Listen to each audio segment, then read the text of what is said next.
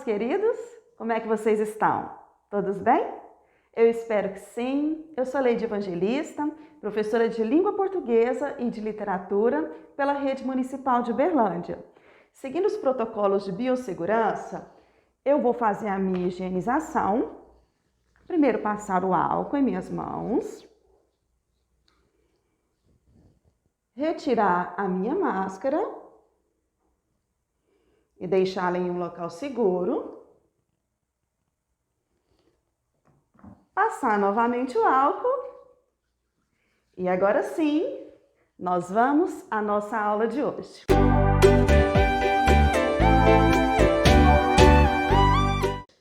O tema que nós vamos trabalhar hoje é o amor e a língua portuguesa.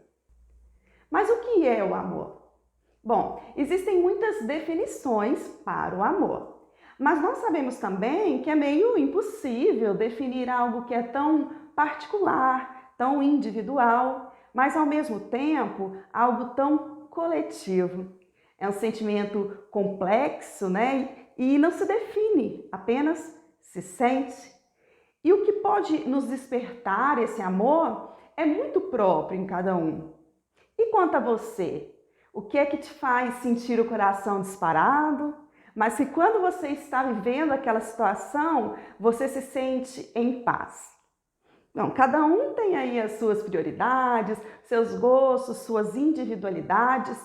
E o mundo da escrita, e especialmente a escrita em língua portuguesa, ele é repleto de reflexões originais sobre o que é o amor.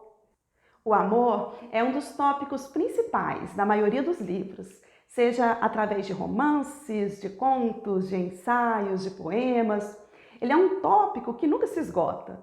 E hoje nós vamos conhecer um texto que fala sobre a descoberta do amor na adolescência. Mas antes de nós passarmos ao conteúdo de hoje, nós vamos relembrar um pouquinho sobre o que nós vimos na aula passada. Vamos lá, relembrando. Nós falamos sobre o gênero textual fábula, que é aquele tipo de texto em que personagens, como animais, né, às vezes objetos, interagem para deixar uma lição de moral. Vimos uma fábula muito bonita de Esopo, o rato e a ratoeira. Trabalhamos também com a concordância verbal e nominal, e tudo isso dentro do tema a empatia e a língua portuguesa.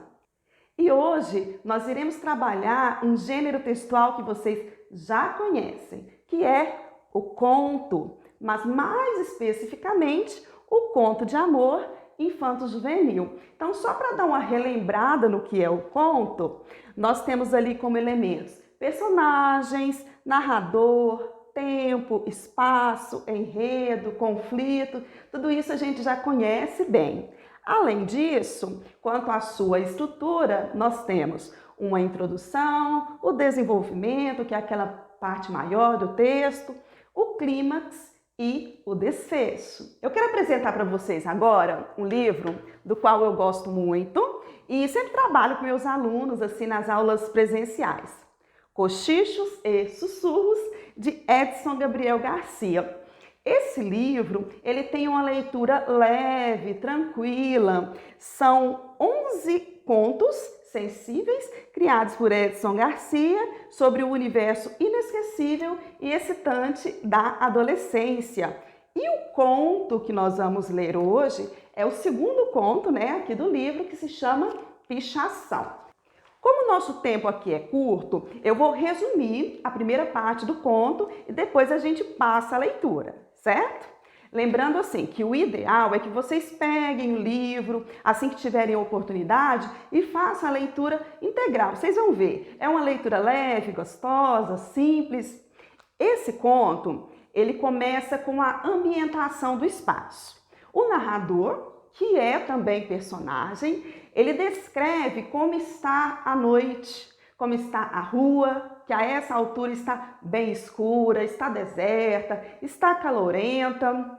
E é nesta rua que ele escolhe o muro onde ele vai deixar uma declaração para uma amiga sua de muito tempo, né? Mas acontece que ele está apaixonado por essa amiga e não tem coragem de se declarar, de falar abertamente. Então ele tem essa ideia de pichar o muro com a sua declaração. Esse personagem, que é também o narrador, é o Pessoinha, que é chamado assim por causa do seu sobrenome, Pessoa. E agora a gente vai para a leitura do texto.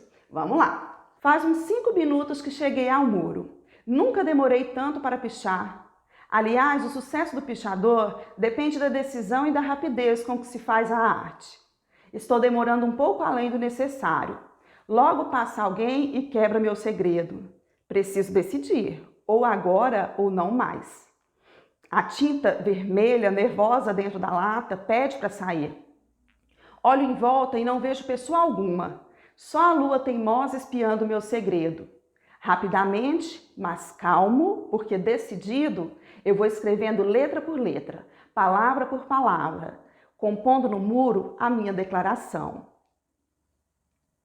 Verônica, sou tão você que às vezes tenho saudades de mim. Pessoinha. Acho que não saiu com erro de português. Boa aluna como ela é capaz de prestar atenção mais nos erros e acertos gramaticais do que na declaração. Dou 2 passos para trás com a intenção de apreciar o meu trabalho. O fio de tinta escorre da letra V e desce zombando da minha preocupação. Mesmo assim, está bonito? Agora, quase 1h da tarde, estamos indo para a escola apenas eu, a Verônica e a minha irmã mais nova. Vai ser mais fácil, assim, com menos gente, estar perto da Verônica para ver a sua reação e conversar com ela. Mais algumas dezenas de passos e dobramos a esquina fatal. Pronto, ali está o muro pichado à nossa espera. O que dirá Verônica? Verônica não disse nada. E nem poderia ser diferente. Verônica não leu coisa alguma no muro e por isso mesmo não fez nenhum comentário. Por uma dessas vulgares ironias da vida, o dono do terreno deve ter resolvido reformar a construção e começara pelo muro. Quando nós passamos diante do que deveria ser a minha declaração, um pintor dava os últimos retoques com uma tinta verde escura, apagando o que seria, com certeza, a primeira grande emoção da minha vida.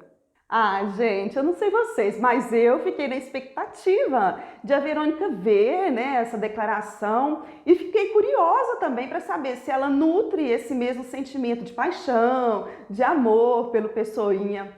E acaba que a gente não descobre isso e dá aquele gostinho de quero mais, né? E todos os contos desse livro, eles nos deixam assim, levemente ansiosos para o desenrolar dos acontecimentos. Então vamos agora às perguntas sobre o texto. Refletindo sobre o texto. Número 1. O texto lido é um conto? Sim, e aí a gente vai relembrar, né, quais são os elementos do conto. Nós temos ali personagens. Quais são os personagens que aparecem na história? Primeiro, que é o narrador, né, o narrador personagem, que é o Pessoinha. Esse menino que era chamado assim por causa do seu sobrenome. Temos a Verônica, que é a menina por quem ele está apaixonado.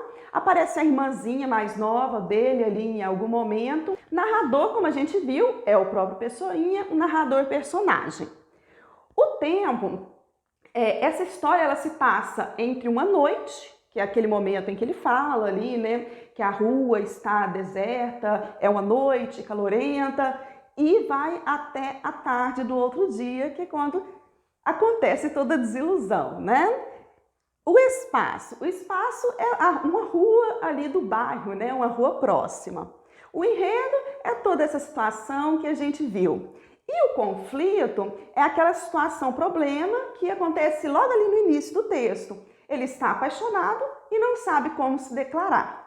Além disso, dentro de um conto, nós temos a introdução, que é aquele momento que a gente já viu, né? Que ele fala que a rua está deserta, está calorenta, tem só a luz da lua. O desenvolvimento, todo o texto. Agora, o clímax é aquele momento em que eles chegam até o muro para que ela visse aquela declaração. E a gente fica na expectativa. Mas o que acontece? Veio o desfecho e alguém, tinha um pintor, né, pintou o muro ali, pintou aquilo que seria a grande declaração, um dos grandes momentos da vida dele. Então, esse é o desfecho. Então, por conta de tudo isso, de toda essa estrutura, de todos esses elementos que a gente viu, o texto é sim um conto.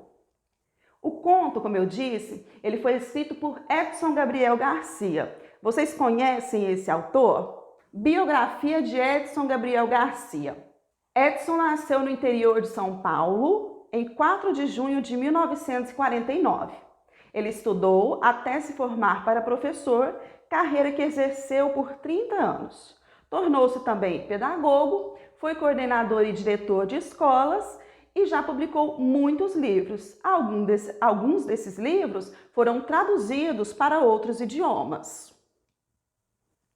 Um outro gênero textual que nós vamos ver hoje é o resumo. Pois é, hoje nós vamos aprender a fazer um resumo um pouco mais elaborado. Você sabe quais são as características de um resumo? Vamos ver.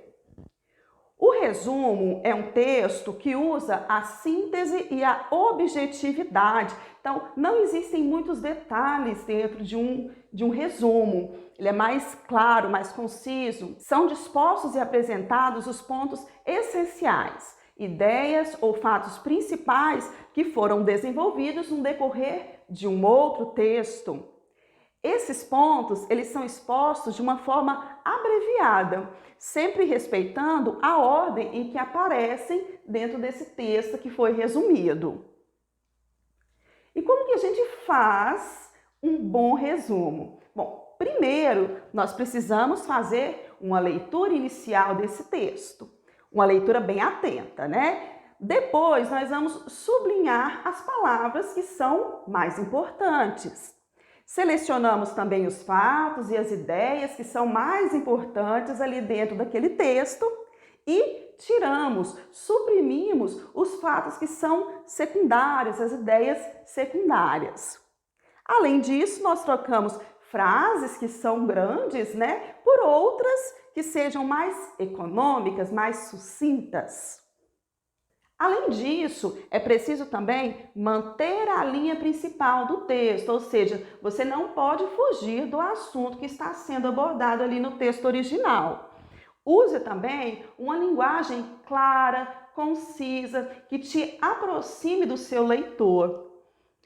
Evite usar frases inteiras do autor, a não ser que seja uma frase muito específica e muito importante que você queira usar, mas nesse caso coloque entre aspas para mostrar que você transcreveu exatamente assim lá do seu texto original.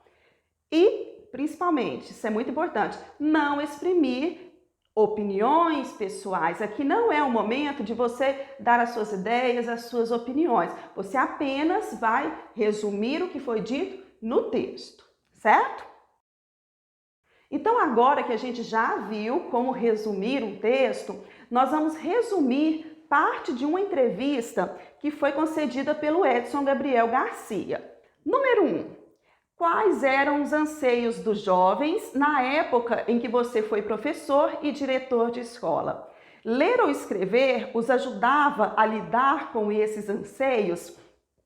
E aqui já na pergunta eu destaquei o que seria o mais importante da pergunta, que é anseios dos jovens. Então, o que se quer saber aqui através de toda a pergunta é quais são os anseios dos jovens, certo?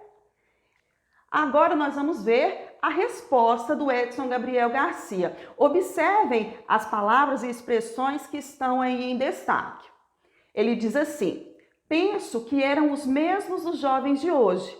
Crescer bem, com boa formação, constituir família e ter uma boa colocação no mundo do trabalho. De certa forma, ser feliz. Certamente, naqueles meus tempos de diretor e professor, cerca de 20 anos atrás, ler e escrever ajudavam a lidar com esses anseios. Como pode ajudar hoje jovens leitores? Ler ou escrever são formas de se dialogar com o mundo. Eu não tenho a menor dúvida disso. Vocês observaram quais as palavras e expressões ali que eu deixei em destaque? Pois então, essas palavras em destaques são os pontos principais que nós devemos observar para fazer o nosso resumo. Aqui, para facilitar o nosso resumo, eu fiz um esquema e eu deixo para vocês como atividade fazerem o resumo a partir desse esquema. Vamos só observar aqui.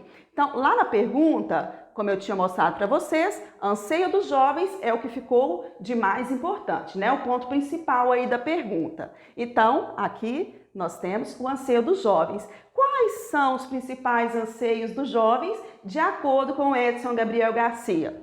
Crescer bem, boa formação, constituir família, boa colocação no mundo do trabalho, ler e escrever ajudam em quê? Nesses anseios dos jovens. Então, aqui temos um esquema, a tarefa de vocês é fazer o resumo a partir desse esquema, certo? Agora nós vamos para o número 2. A pergunta número 2 é a seguinte: algum livro lhe proporcionou uma viagem, ou seja, estimulou a sua imaginação ou até mesmo inspirou a sua escrita? Qual é o nome da obra e do que ela trata? Não sou leitor de um livro e nem de um gênero. Adoro ler tudo, o tempo todo. E leio mais de um livro ao mesmo tempo, sempre. Por incrível que pareça, os livros conversam entre si. Gosto muito de biografias, gosto de política, de terror bem escrito, de ficção narrativa. Gosto de vários autores e autoras diferentes, brasileiros e estrangeiros. E tenho a certeza de que ler prolonga a vida. Então, o resumo dessa parte da entrevista ficaria assim: uma possibilidade, né? Quando perguntado sobre algum livro que tenha inspirado a sua escrita, Edson diz que adora ler de tudo e que lê mais de um livro paralelamente. Diz ainda que gosta de vários gêneros e autores e tem a certeza de que ler prolonga a vida. Lembra que eu disse que às vezes a frase é tão importante que você acaba tendo que usar a frase original do autor? Aqui aconteceu isso, ó.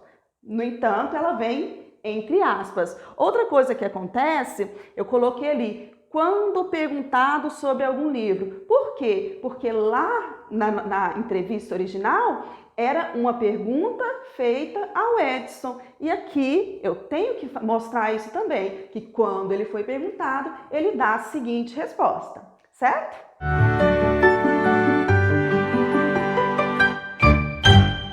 Então, meninos, por hoje é isso. Agora nós vamos fazer uma breve revisão daquilo que nós vimos hoje. Revisão. Nós vimos sobre o gênero textual conto. É um gênero que a gente já havia trabalhado antes, mas hoje vimos especificamente o conto de amor infanto-juvenil. Vimos também como fazer um resumo, fizemos aí um resumo de uma parte da entrevista, né, que foi concedida por Edson Gabriel Garcia. Vimos a sua biografia também, já que lemos um conto desse autor. Além disso, vimos tudo dentro do tema o amor e a língua portuguesa, que é um tema que nós continuaremos na aula que vem. Nossa aula está chegando ao fim e, como vocês sabem, eu costumo deixar uma mensagem para vocês refletirem durante a semana. E a mensagem que eu deixo para vocês hoje é uma música, o trecho de uma música de Tiago Brado. Ela se chama Verdades do Tempo. Diz assim: esta é uma canção de amor. Veja onde está o seu coração. Coloque-o na palma da mão. É preciso ofertar o amor mais sincero, o sorriso mais puro e o olhar mais fraterno. O mundo precisa saber a verdade. O passado não volta, futuro não temos e o hoje não acabou. Por isso, ame mais, abrace mais, pois não sabemos quanto tempo temos para respirar. Fale mais, ouça mais. Vale a pena lembrar que a vida é curta demais. Cuide do outro, cuide de si mesmo. Use a sua máscara, o seu álcool em gel, evite as aglomerações, mantenha a distância aí. Outra coisa, não deixe de fazer as atividades que os professores estão enviando para vocês e a nossa atividade de hoje também. E até a próxima aula, a gente se encontra por aqui.